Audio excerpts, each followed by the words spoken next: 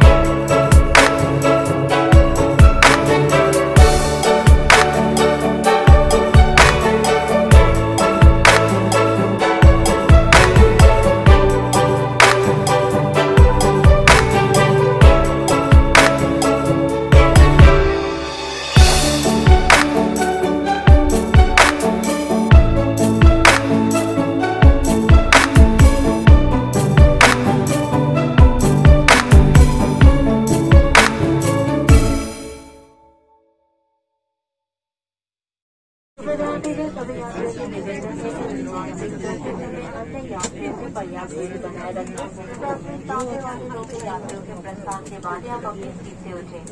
ये आपके और आपके सहयात्रियों की सुरक्षा के लिए है। धन्यवाद।